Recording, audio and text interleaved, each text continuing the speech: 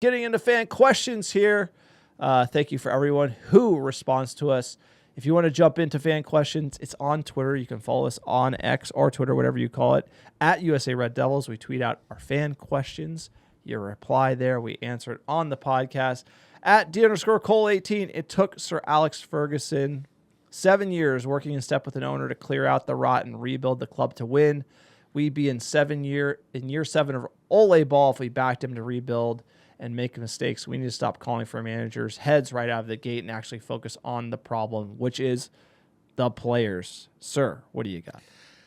It's tough. I think the football, that's 40 years ago, if you think about it, when Fergie came in originally in 86, 1 year off of it, and the football game has changed. And at the same time, when people are coming in as manager to Manchester United into a ship, into an operation that's already a mess, it's more easy to be exposed. It's more easy to just look like a fool when your front office makes you do a postseason tour in Malaysia. It's just you're not doing yourself any favors. So at the end of the day, I think coaches need time, but also you need to be able to cut and run if things look bad. We should have cut and run after winning the FA Cup final with Ten Hag, because we had seen that last season and it was horrible. And also his comments were horrible. We were being gaslit, and Manchester United fans, I don't think Fergie ever gaslit the fans, even though we were going through some really, really tough spots.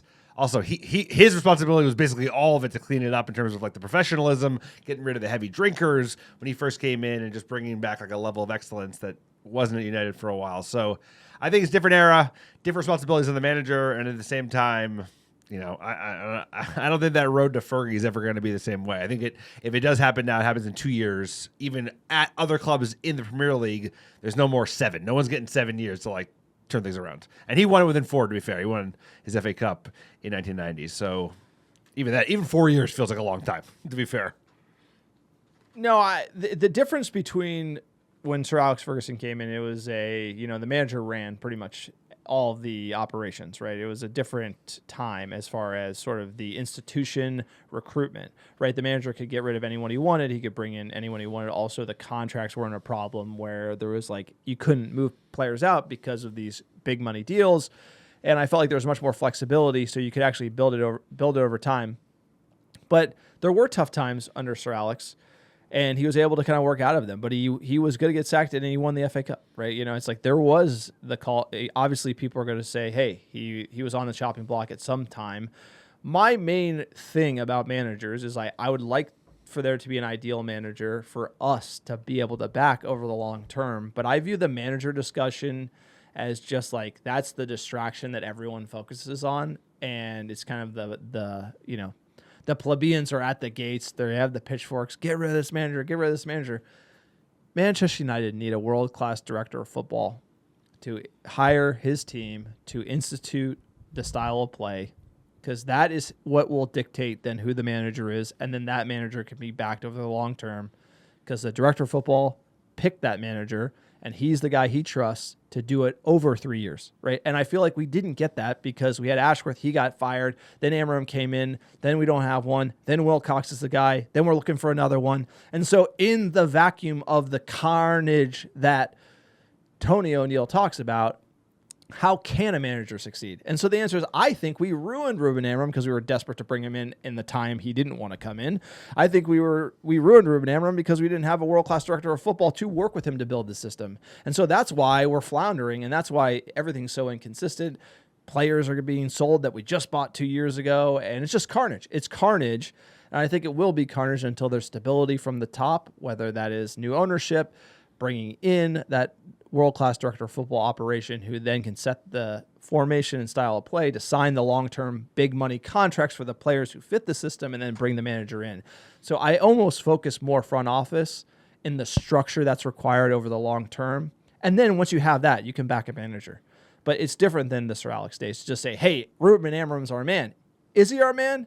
Is he our man when we can't build the team he needs to win in this system? Is he our man if he won't change the system? Is he our man if we don't have any money to do any of that?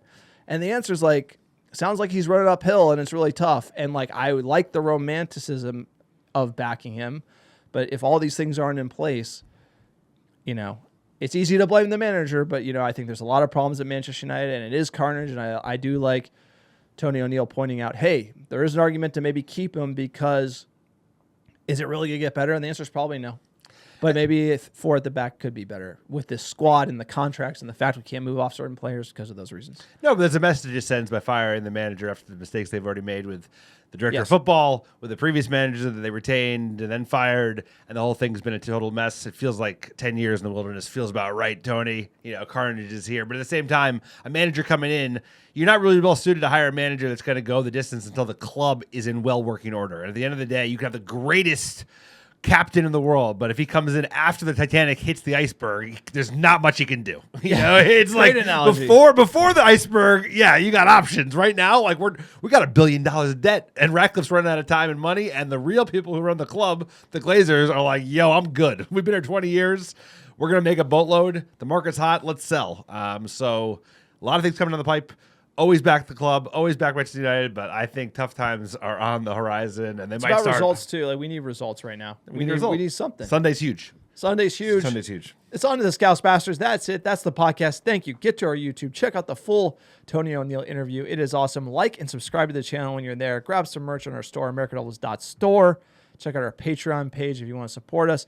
Patreon.com/America Red Devils. And by the way, we have the best Manchester United newsletter in all the land. It's free. Sign up, americadevils.com/newsletter. Once a week, top Manchester United stories and some statistical insights in your email inbox for free.